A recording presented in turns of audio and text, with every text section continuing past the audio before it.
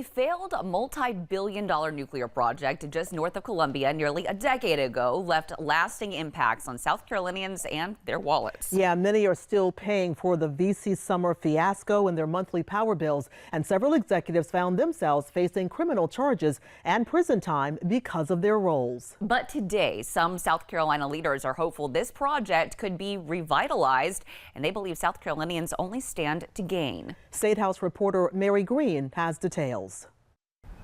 A report last fall from the Governor's Nuclear Advisory Council found the VC summer site behind me across the lake here in Fairfield County is in, quote, excellent condition.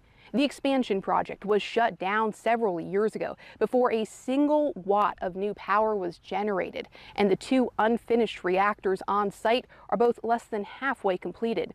But state leaders say there is now serious interest in finishing the job. Others are skeptical that's a good idea. South Carolina is in the lead in the country for a renaissance of nuclear power. Governor Henry McMaster says the VC Summer Nuclear Station in the Midlands plays a key role in that future.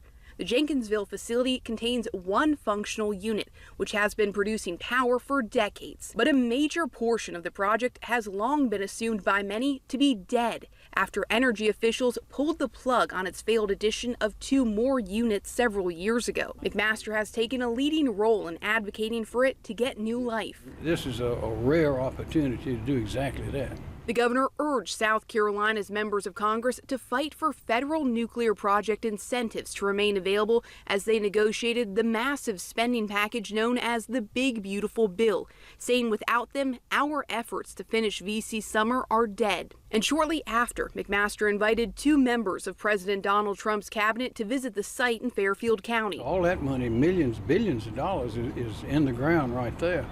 And we could finish them up. We got a great head start already.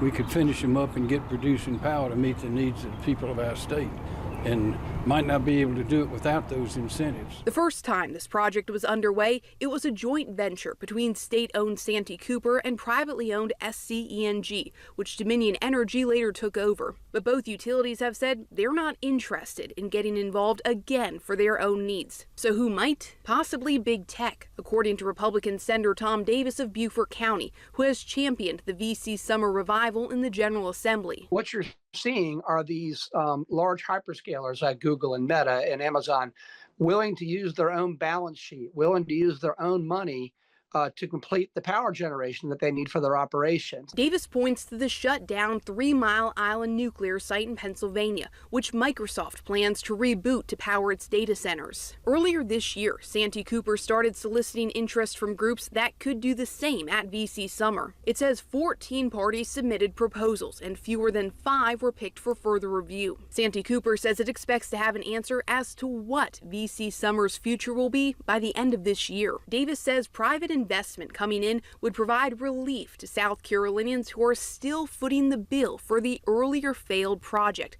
with the outside groups taking on the risk for this new iteration.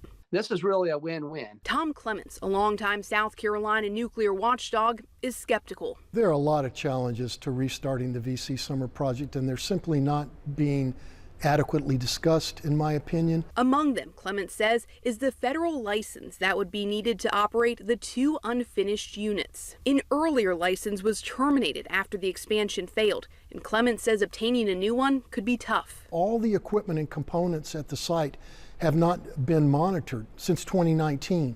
So the supply chain record for nuclear quality material is going to have to be reestablished.